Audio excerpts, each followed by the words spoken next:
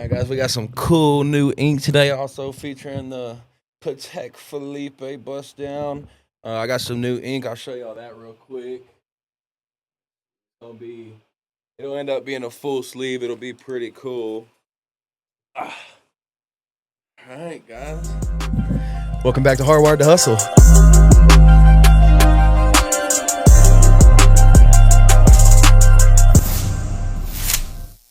All right, guys, another episode of Hardwired to Hustle.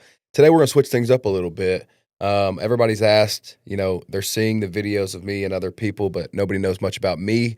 So I figured we'd switch it up, kind of do a little Q&A. I asked my Instagram viewers last night kind of what they want to know about me. So we're going to switch it up today. I'm going to answer some questions, give y'all a chance to get to know a little bit about me and maybe ask some more questions. So on this episode too, you'll notice on my camera guy, he's in the back asking questions that the audience has asked. So if you hear him talking, don't get confused. First question is going to be, what's the most dirty money you had at one point? From 962K Ty. I think it was around 170, 180 grand. That would be the most that I had in the safe cash.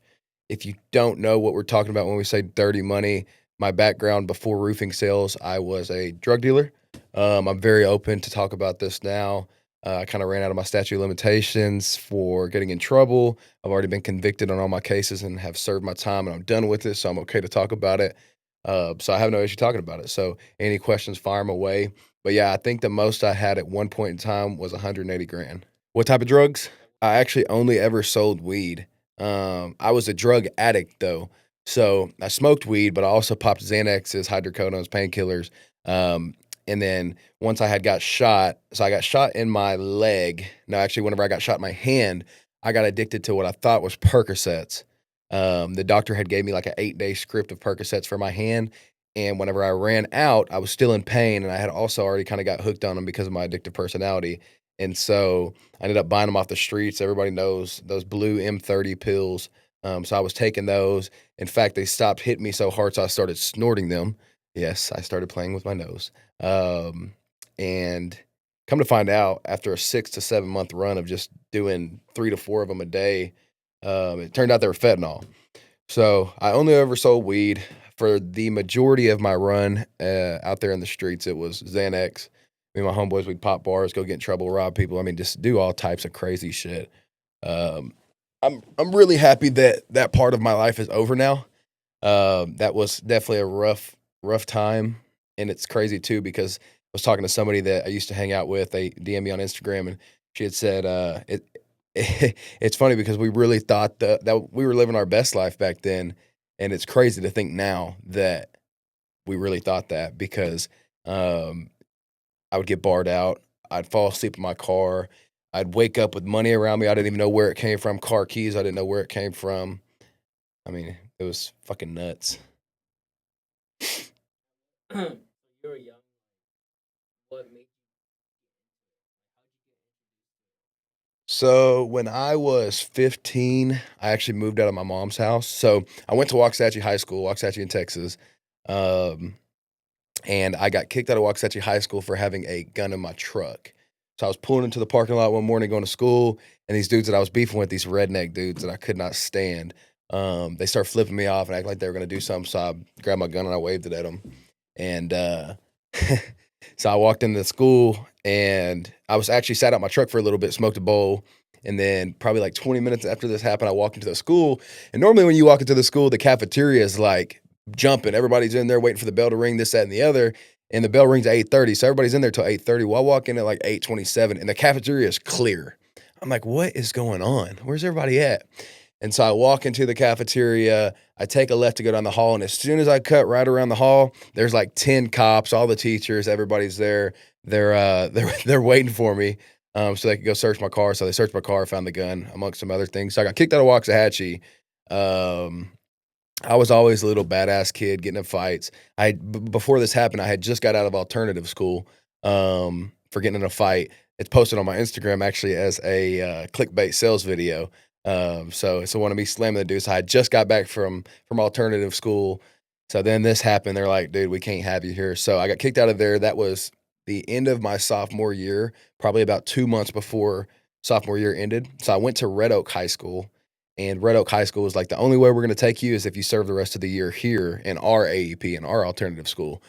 So I served AEP there. And then the start of my junior year, I didn't even get 3 weeks into junior year before a teacher tried taking my phone, and I stole off on him. So I got kicked out of Red Oak. So I was 15 then. And actually, no, I just turned 16. And, I just wasn't having it at school. So I got kicked out of Red Oak. My mom tried to take me to go be in the Army. I thought I was going to go to the Army. Didn't work out. Me and my mom started butting heads, start getting into it. So it wasn't 15. So it was right when I turned 16, I moved out of my mom's house. And so I moved out of my mom's house, went and hung out with some dudes that I knew that weren't good friends.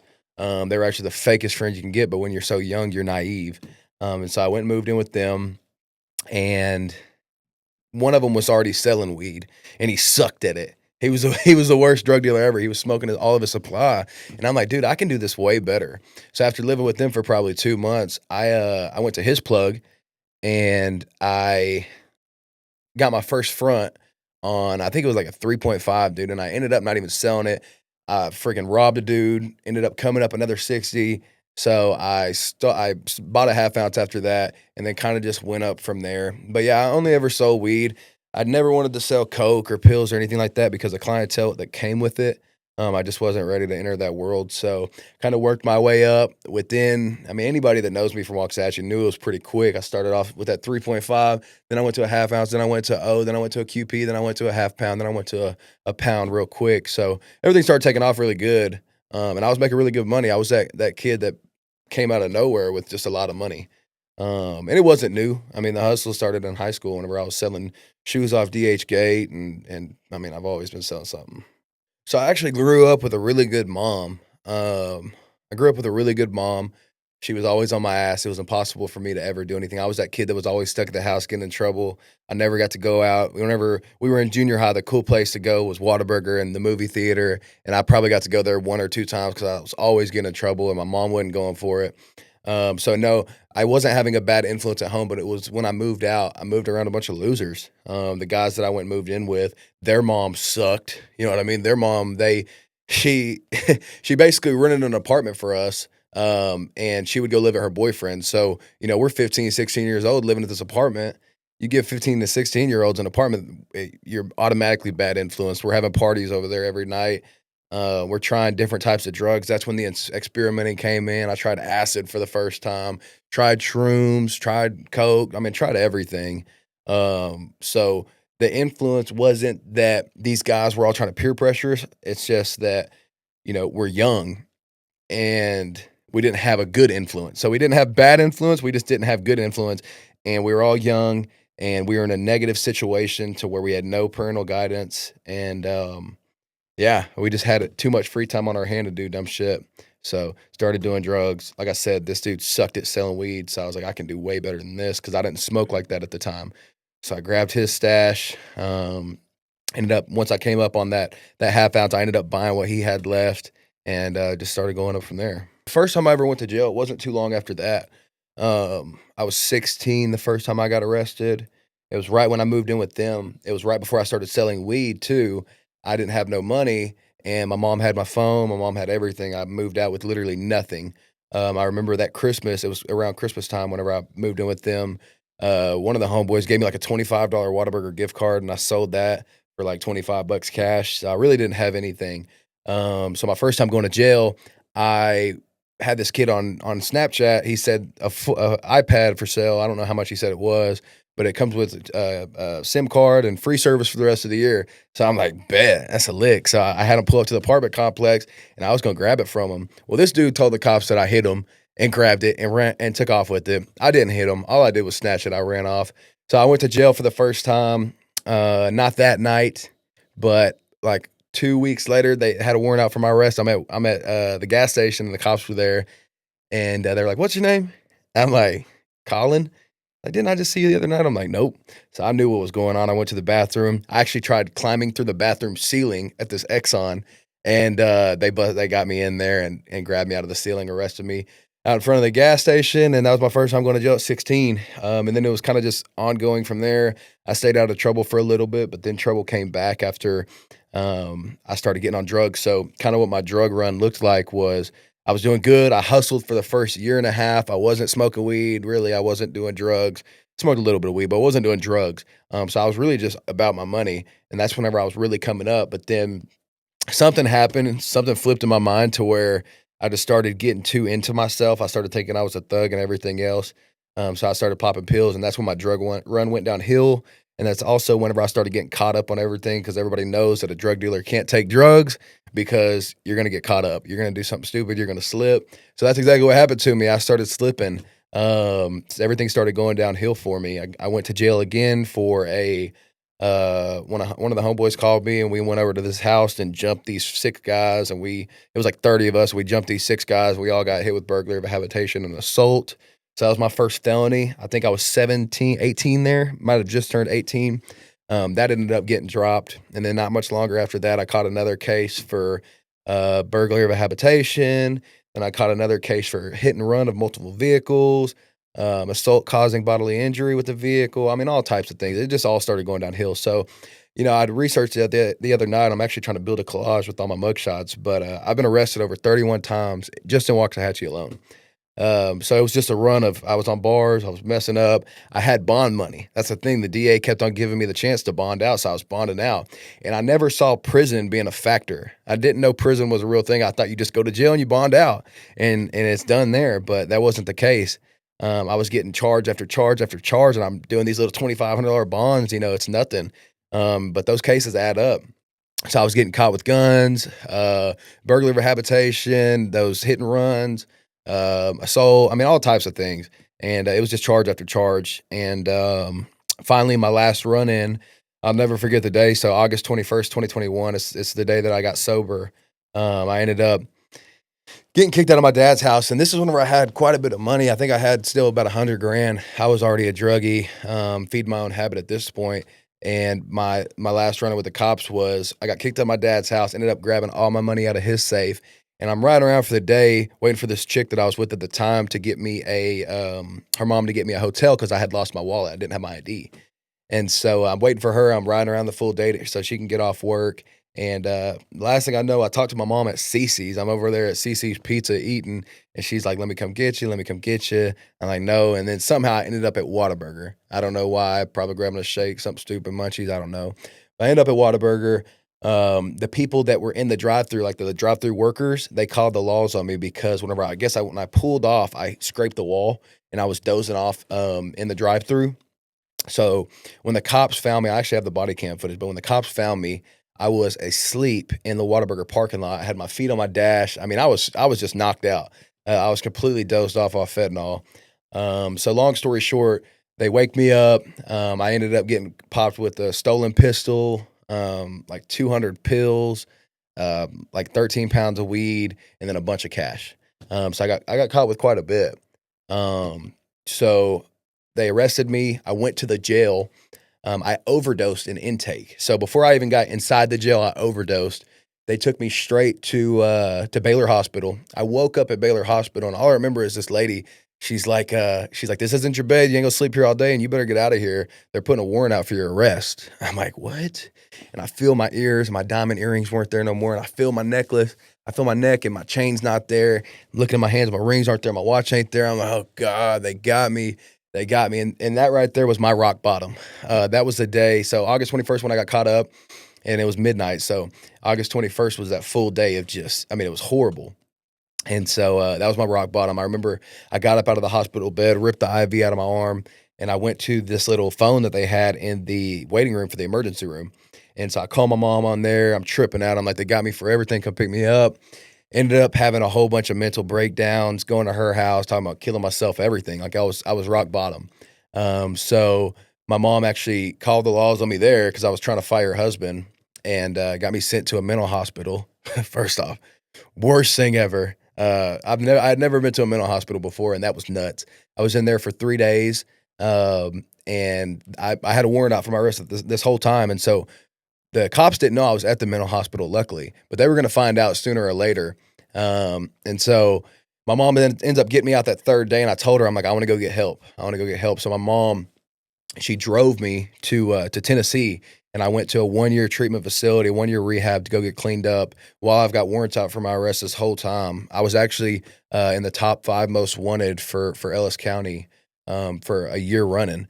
So they looked like I was running, but I wasn't running. I was actually getting help. So when I came back, ended up fighting cases, went to county, got out, went to court, got sentenced, went into county, waited for change, went down to Henderson, Texas, did some time, and then so whenever I came home, I knew I was done.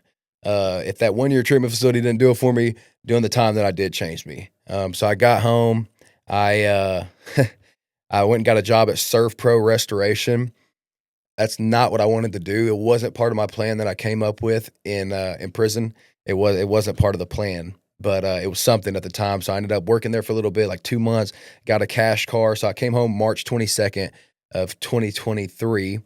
Okay, and then by April 30th, I was at Mint. So actually only a month. I wasn't there long. So I was working there. It wasn't part of my plan. Well, my mom had told me, she's like, you need to try out Mint Exteriors. They have a sales department. I'm like, what? I'm like, I don't know nothing about a roof. So anyway, long story short, I go interview with Mint. Ryan and Travis were trying to sell me on the deal, like trying to get me to work there. I'm like, this don't feel right. So I stayed working at Serve Pro a little bit longer, negotiated my pay with Serve Pro, using it as leverage, saying another company was wanting me. So somehow within the month and a half I was there, I ended up going from like $17 an hour to the most paid there, $41 an hour, because I just shined. Anywhere I go, I'm going to shine. So I got like $41 an hour. Things are looking good. And then, like I said, it had been 3 weeks since I talked to Mint. I wasn't going for it. They were trying to sell me on it. It was sketchy. And then Ryan had texted me one day, said a big storm was fixing to hit Waco. And I'm like, man, this might be the time.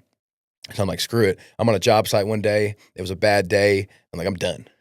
I actually walked off the job site in Ennis, Texas, and then got an Uber back to the warehouse for Serve Pro, and I was done that day. I wasn't going for it. So I started at Mint. First door I ever knocked ended up being the biggest job in company residential history. It was a big solar install, big ass house. Ended up making me 50. I profited like 50 grand on it.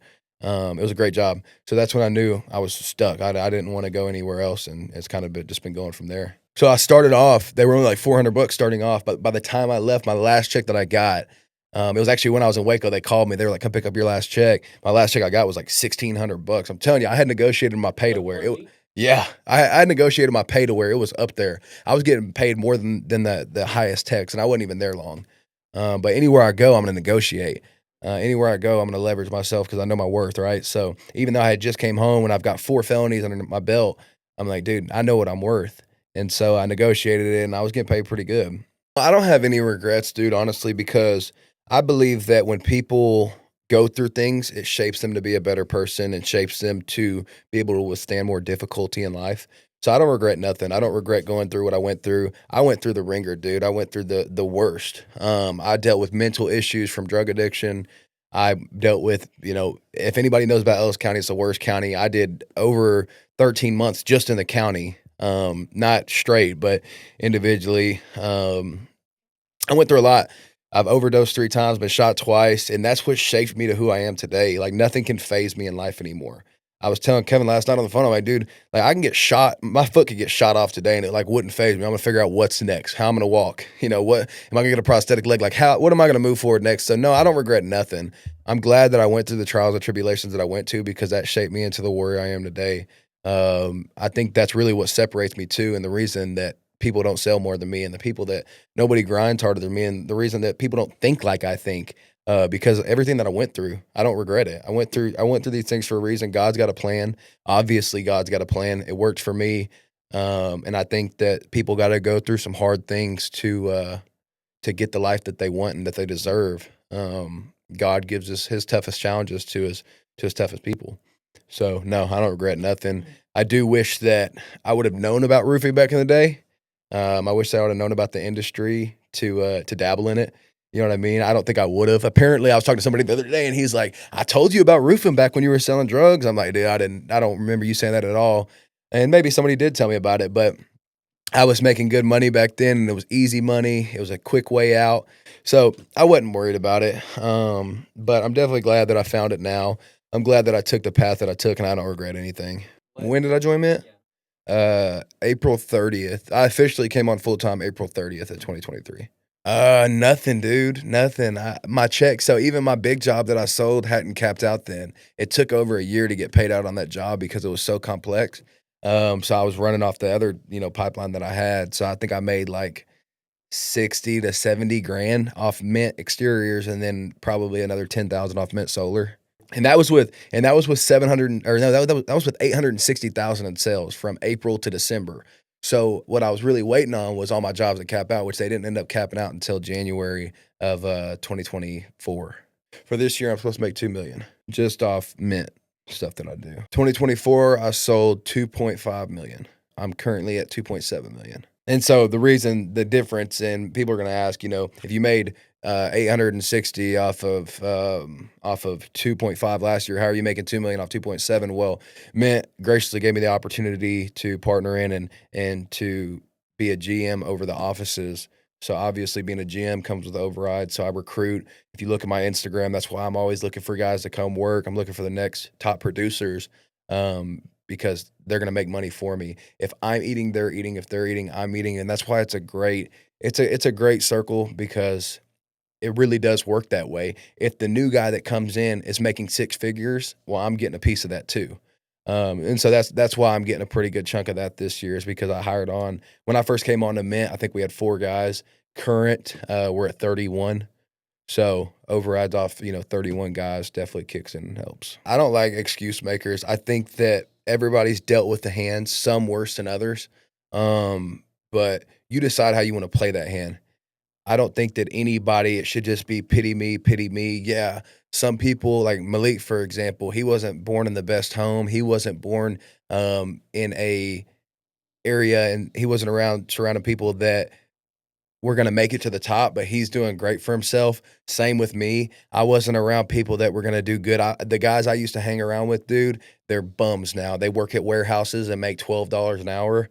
So I 100% believe that no matter what hand you're dealt, no matter what cards are thrown to you, there's 100% a way that you can make something great out of it. I don't care if you've got a 3 and a 4 on a blackjack hand. You're going to figure out a way to keep tapping, and the money's going to get there. You know what I mean? I don't like excuse makers. I don't like anybody that tries to say, "Oh, poor me, poor me." There's a lot of people in this world, especially right now, and not to get into politics and everything like that, but there's so much pity in this world. There's so much, "Oh, poor me, poor me." And that's everybody else's fault, dude. That's their fault. I don't think that anybody's dealt a hand bad enough that they can't shake back from.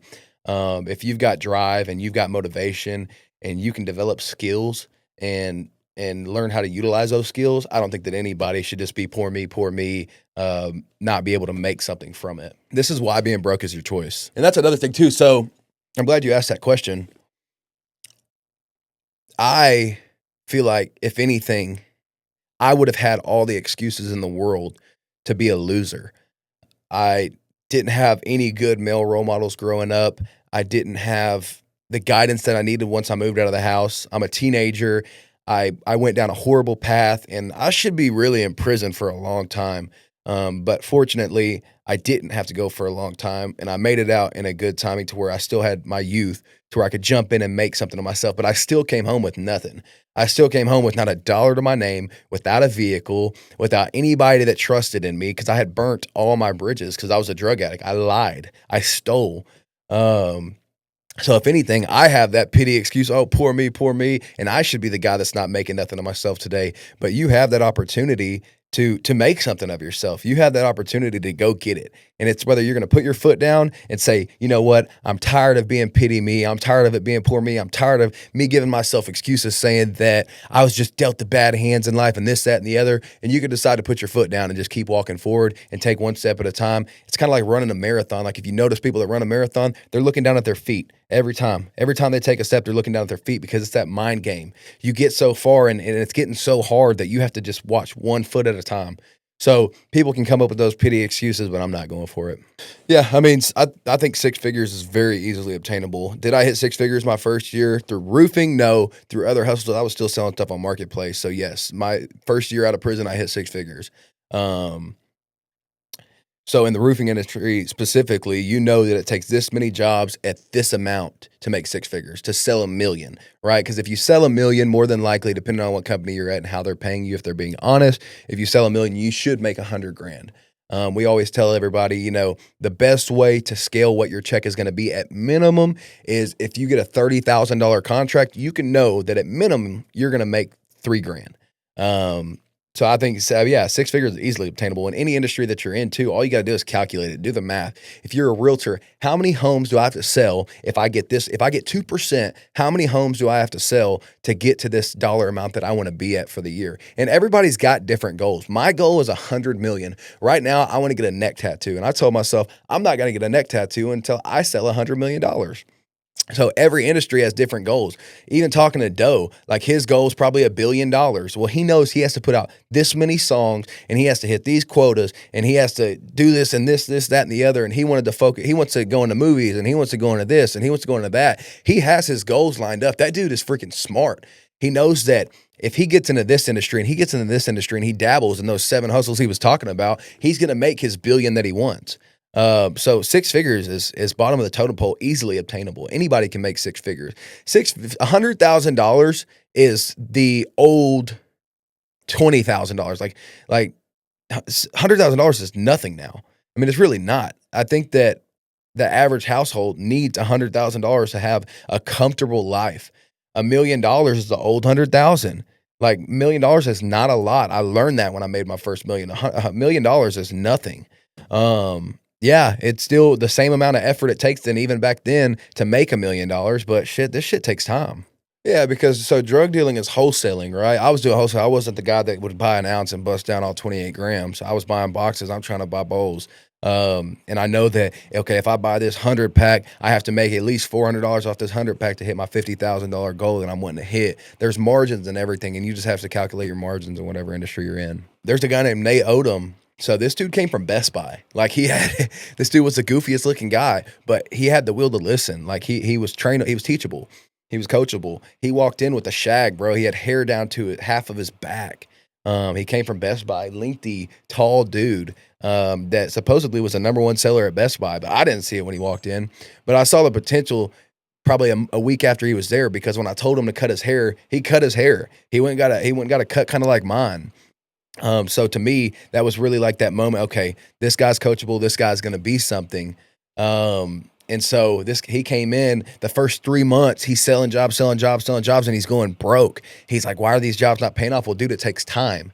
And so over time, he started seeing the results. So now he's at $1 million in sales this year. This dude since he's been with Mint, I think he joined maybe October of last year, maybe before then, maybe May, April, something like that, May or April of last year. He's probably sold 1.4 million. He's made over 200 grand. Like, the dude's killing it. So whenever it comes to guys coming into my office and guys that want to be on my team in our organization, it all is about coachability. And it goes back to what I was talking about earlier of, it doesn't matter what cards you're dealt. It doesn't matter, what hand it matters what hand you play. It matters how what are you going to do? Are you going to be coachable? Are you going to listen to other people? Are you too good for everybody? Or do you already know everything? You know what I mean? I can't stand a guy that thinks he knows everything. Nobody knows everything, and I don't know everything. I pay $100,000 a year for the mentor that I have because I still want to be coached. I still want to hear more. I still know that there's more room to grow. So if you don't have a mentor, get a mentor. Not everybody has to pay 100 grand for a mentor. I pay 100 grand for my mentor because he's great. He teaches me so much. Nobody knows too much. My mentor has a mentor, and his mentor has a mentor. Everybody's still got room to grow. There's nobody that just knows everything. You always want to learn about different industries. You always want to learn about different hustles and different ways to make money. You never know too much. You can never stop reading. You can never stop listening. Should we talk about that Charlie Kirk thing? Let me see, and we'll like, dude, there's both sides. I know. I don't want this channel to get hated on. Yeah. So it's like, you gotta be careful. Yeah. So the Charlie Kirk topic, that's such a sad story to me, really. And I don't get into politics. I don't consider myself one side or the other. I try not to get into it because really all it is right now is just hatred. I try to stay away from anything hatred in the world. But it is a sad story. I mean, no man should have to leave his wife and kids. The guy that they say killed him and everything like that, I don't know if that's true. There's been other things that have came out. I don't know which side it was. It could have been a Republican that killed him. You never know. But it's definitely sad. I don't have a whole lot to say about it besides it's just sad. No wife should have to go without her husband. I was raised by a single mom for most of my life, and it's just a sad thing to have to go through. Those kids shouldn't have to go through that. So all around, it's really just a sad topic. I think his kids was there. Yeah, so that's another really That sad was- part for sure. I was getting a tattoo. I remember exactly when, like 3 minutes after it happened, this dude posted, and I saw it. I'm like, bro, what? And it's crazy too because I had watched Charlie Kirk. I respected his debate. That dude was super smart, regardless of politics. I mean, he was just a smart guy. He was very educated. I was watching videos on him even talking about religion and quoting the Bible, and this dude was just all around just a smart cat. Yeah, I heard his kid was there. I heard that his kid went screaming, his daughter or son, whatever, had said, somebody had said that his kid was screaming, crying, looking for a dad because of the noise, because of the gunshot. And that's super sad. Like I said, I try not to get into the politics part of it, but nobody deserves to die like that. Nobody deserves to have to leave their family that way. And definitely the family doesn't deserve having to have everybody on social media mock it.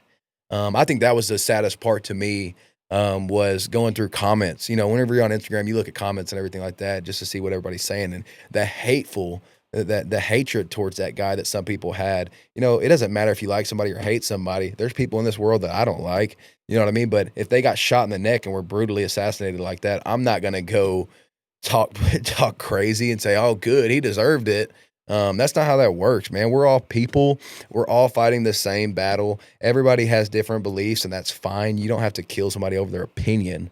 Whenever the world gets to that point to where we're killing people over their opinion, we've got a lot more to worry about. I think it's really it's a big United States thing, honestly. I think the U.S. has more to worry about than we think. I think that it's kind of sad that we're the greatest nation in the world, and freedom and freedom and freedom is all we talk about. But there's there's freedom in like 150 other sovereign states. So is America really that great? Because in all these other states, I don't hear people getting assassinated for their opinions. No, I would definitely be scared. And I think that everybody takes that risk knowing when they're getting into politics, because politicians get killed all the time. I mean, think about JFK. He got assassinated. Ronald Reagan got shot at. Politicians Trump got shot in the ear. You know what I mean? Like, as a politician, you're taking that risk knowing that it comes with the risk of being shot at, killed, and it comes with that. But I think it definitely opened everybody's eyes and has a lot of politicians on high alert. Like, dang, like this could be me. And nobody wants to get assassinated like that at the least. You know what I mean? Like, this dude got shot in the neck, hit him artery, and this dude starts bleeding out all on social media on camera. Like, that's a horrible way to go. There's no telling. Like, nobody has survived a shot like that. So you don't know what you're feeling in that moment. And I don't want to know what it feels like to be in that moment. That's a horrible, horrible picture to imagine. But yeah, if I was a politician, a public speaker, and I was talking about things that people didn't agree with, I'd definitely be wearing body armor, and I'd probably be behind. Like, I saw his memorial thing at I think it was Houston Stadium or something like that. Everybody that went up and spoke, they had a big bulletproof glass. I think that should be something that everybody that does public speaking, as far as politics go, should have whenever they're doing things like that. What makes me upset? Like, what grinds your gears? What makes you frustrated? Excuses. I don't think there's anything that can make me more mad than people that make excuses for themselves. When my team tells me, "Oh, my car broke down. Oh, I had a family dinner. I had this and that." Like, you see my video, dude, and I tell them straight up to their face they're broke. You don't have excuses to make. You don't have any room to wiggle. I think that's what makes me more mad than anything, is somebody that is not in a good position that's still making excuses. When I'm in that position, dude, I'm doing anything I can to get out of it. Anything I can. There were no excuses for me. I think another thing that grinds my gears pretty good is when somebody is very low income and they say they're trying to work out of it, and they say they're trying to save up money. I mean, I know a lot of people like this that they go out to eat a lot. I think that's a big thing to me. And it's not something that just makes me mad, but it makes me wonder, like, how do you have that mindset? Because I'll tell you this, from March 22nd, 2023 to I think October of 2024, I didn't go out to eat one time unless somebody else paid for it. I was on a strict, I'd go get Star-Kissed tuna packages for $1.68 from HEB, and I'd get like freaking 40 of them. and that would be my week. Those and unsalted saltine crackers. That was my diet. I did not have the money to go eat. So over a year and a half, I went without going to eat unless somebody else paid for it. When Ryan and Travis would take me out, they would go eat and stuff like that. Awesome. Love that. In fact, that was my favorite. I'd push for it.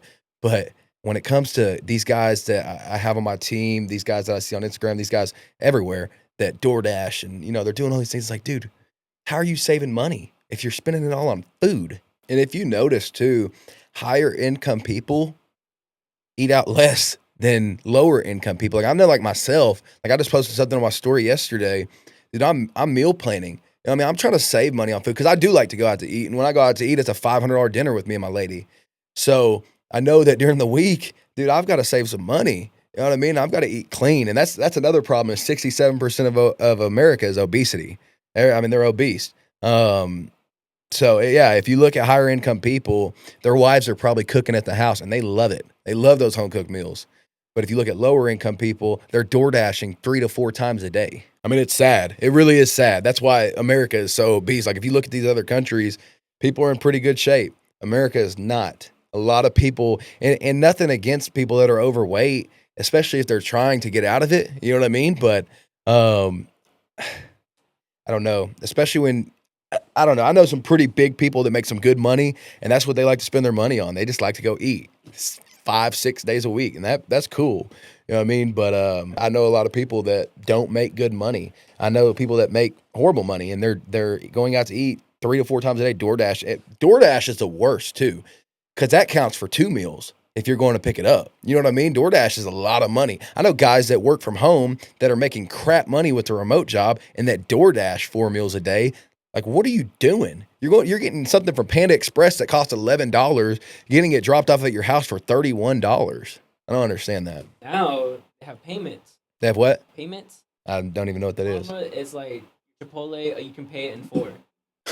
I don't know if you've seen that. Like people do that now all the time. Dude, if you need to do a payment plan on your fast food, you don't need to be eating out. If you have to do a payment plan on something that costs $16, you do not need to be eating out. I try my hardest. I haven't eaten McDonald's in I don't know how long. I try to eat clean for the most part. But when I do eat out, it happens. You get in a crunch, you can't run to the house, make you something, you got to pick something up. But no, every day, there's guys at my office that eat, they get something dropped off to them or they go pick something up 3 to 4 times a day, dude. And it's pitiful. And even these guys that are making at my office 60 to 70 grand a year, you're still not making enough to eat like that. Plus, dude, you don't need to eat that much. You know what I mean? Like you do not have to eat 4 fast food Whataburgers a day. Like you just don't have to eat like that. I went to go visit Mexico, where my girl's from, and I got to see it firsthand. I've been to Jamaica, I've gotten to see that firsthand. I've been to Turks, I've gotten to see that firsthand. And a lot of people don't know how good they have it. Really, I think it was when I went to Turks and got engaged. I told Ryan and Travis, I'm like, dude, I appreciate life so much more because there were people that were just struggling out there. Yeah, people definitely don't know what they have in America. All right, it was fun talking to you guys, telling a little bit about my story and my thoughts on things. We've got a cool special guest next week. Stay tuned on that. Also, if you know anybody from Dallas, Texas that you want to see featured on Hardwired to Hustle, comment their name down in the description and we'll see what we can do. But until next time, we'll see you on Hardwired to Hustle.